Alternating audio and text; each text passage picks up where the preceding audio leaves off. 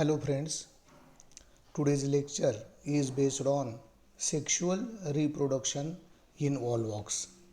The title of lecture is Life Cycle Pattern of Volvox Part 2nd. The part first we already studied in our previous lecture. That part first lecture we covered the systematic position of volvox, then occurrence, then thallus structure and asexual reproduction.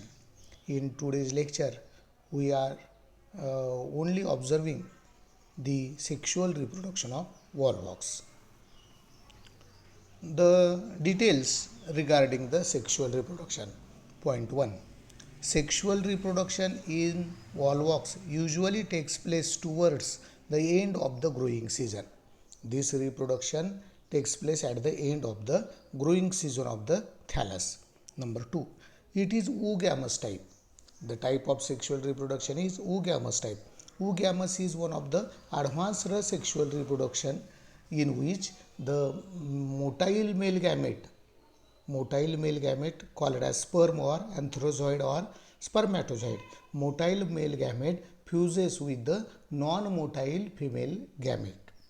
The fusion in between the motile male gamete and non-motile female gamete is called as the oogamous type of sexual reproduction.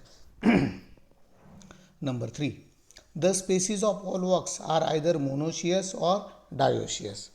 Both type of sexual differentiation can occur in volvox. Monoecious means thallus is the single and single thallus produces the male reproductive structure antheridium and female reproductive structure oogonium. That is the monoecious conditions or homothallic condition. In dioecious condition, male thallus is different, female thallus is different. Male thallus produces the antheridium and female thallus produces the oogonium.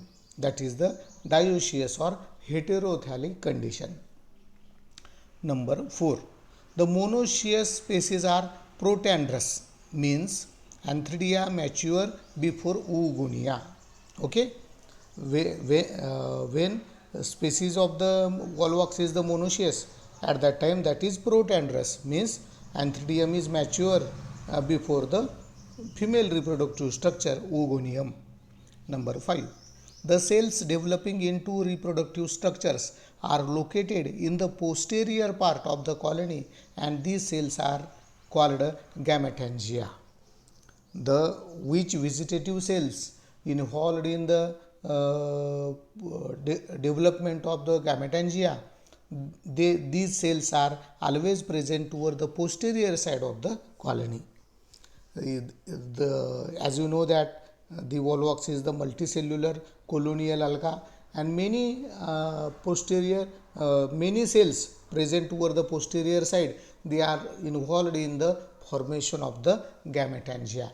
Gametangia means male and female gametangia. Male gametangium antheridium and female gametangium oogonium.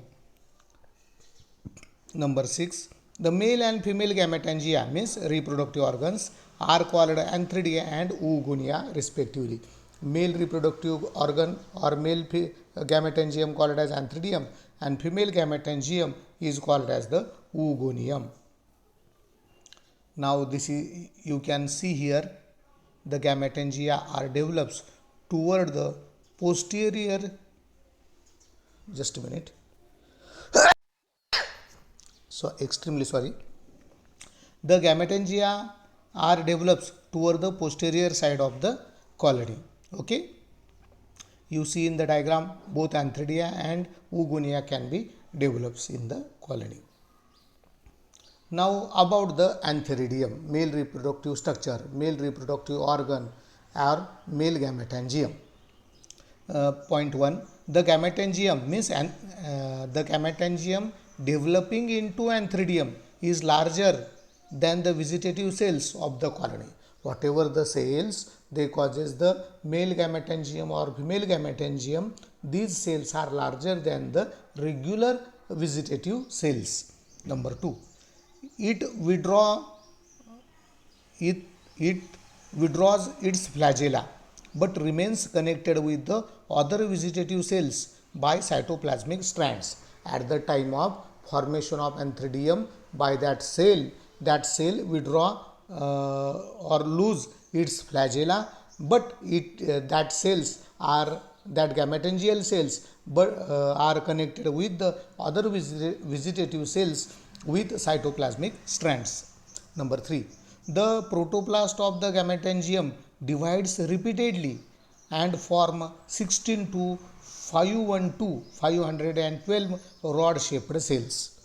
The gametangium cell or antheridium cell divide repeatedly and it can forms the 16 to 512 rod shaped cells. Okay, next point, each cell develops into naked biflagellate and fusiform male reproductive cell or antherozoid. The male gametangium antheridium produces 16 to 512 rod shaped cells. These cells further converted into naked biflagellate fusiform sperms or spermatozoids or spermatozoid or antherozoids. And these structures are nothing but the male gametes or male reproductive cells. In this way, single antheridium produces 16 to 512 sperms or antherozoids or male gametes.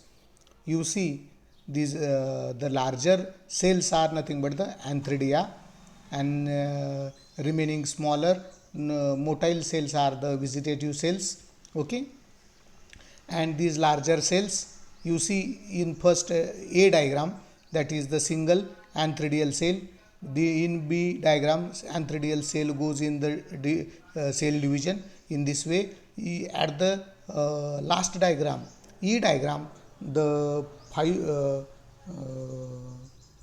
sorry, just a minute. 16 to 512 the cells are formed in E diagram, and all cells are the flagellated, and these cells are nothing but the sperms or antherozoids. In this way, sperms and antherozoids are developed in the antheridium. Now next about the oogonium, female gametangium. Number 1, the gametangium developing into oogonium is also larger than the vegetative cells of the colony.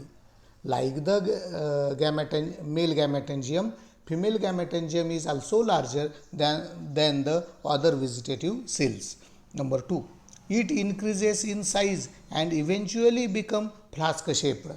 Okay, the gametangium or oogonium increases its size and it's become a flask shaped.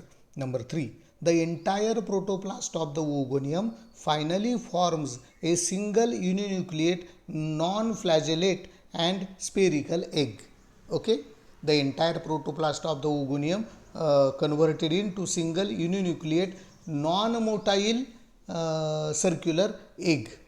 But in case of antheridium, number of the sperm is very high, that is 16 to 512. But in case of oogonium produces the single female cell or single egg. Okay. Number 4, the beak of the flask shaped oogonium opens at the surface of the colony. Okay, the mouth of the oogonium, called as the beak, or that beak or mouth of the oogonium opens toward the outer side of the colony for easier entry of the sperm inside the oogonium. You see in the diagram, in A diagram, B diagram, C and D, that is the structures of the oogonium to zygote. In A diagram and B diagram, oogonium is there, and in C diagram, matured oogonium is there, and toward the outer side of the matured oogonium, the antherozoids or sperms are entered, and these sperms are fuses with the oogonium, and diploid zygote is develops, and which is shown in the D diagram. Okay, so these are the developmental changes in the sexual reproduction. In A diagram, only oogonium is there. In B diagram, matured oogonium is there. In C diagram, the sperms are entered in the oogonium. Okay, and they are associated toward the outer side of the egg.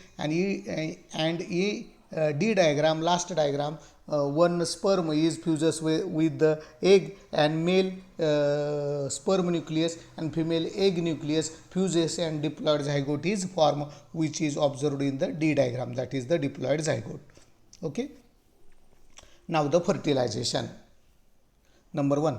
The antherozoids, after liberation from the colony, swim in the medium. With the help of water, they can transfer toward the oogonium. Okay. Number 2. When they come in contact with the female colony, they get attached to its surface and break down the colonial matrix of the colony in the area of their attachment, where the male gametes or sperms are attached to the female colony. At that time, they can dissolve the gelatinous matrix and they try to enter in the oogonium.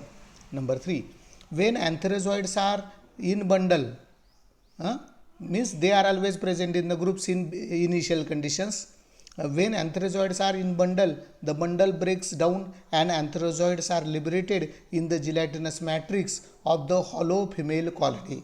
Okay, when the antherozoids are entered, the bundle or colony of the antherozoids entered in the oogonium chamber. At that time, they can become free from each other and they are placed around the oogonium, around the egg inside the oogonium. Number 4. One antherozoid fuse with the egg to form the zygote. As first come first serve basis, the first coming antherozoid is fuses with the egg, the antherozoid male nucleus and egg female nucleus, both nuclei are haploid, fuses and diploid zygotic nucleus is formed. Number 5. The zygote secretes a 3-layered thick wall which may be smooth or spiny. Okay, that zygote produces the thick 3-layered wall. That wall may be smooth or spiny. It is depend upon the cells of the species of the volvox.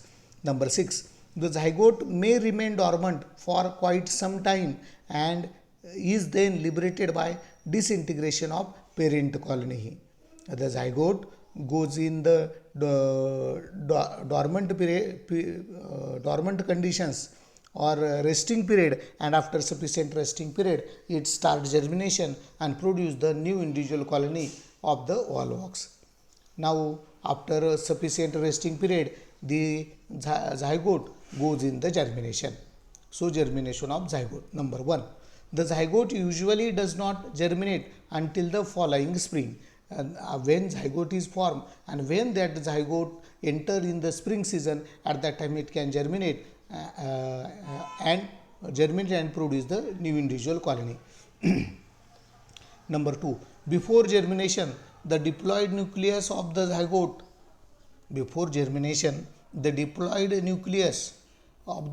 undergoes a meiotic division forming 4 haploid cells. Basically, this zygote is diploid, and diploid nucleus goes in the reduction division meiosis and 4 haploid cells are formed. Number 3. These cells under further divisions. These 4 cells further goes in the repeated regular cell division, that is the mitosis, and many cells are develops. Number 4. The outer layer of the zygote splits and the inner 2 layers protrude in the form of a vesicle. As you know that zygote is 3-layered at the time of sufficient cell division. Inside the zygote, the outer wall will be breaks and inner 2 wall come outside from the zygote, and at that time they works as a vesicle or sac-like structure. Number 5. The cells migrate into this vesicle. The repeatedly formed cells inside the zygote, they come outside in this vesicle, and in this way that vesicle and repeatedly formed cells from the zygote, that haploid cells further produces the new individual colony of the volvox. In this way, this is the very easy sexual reproduction in volvox. Thank you very much.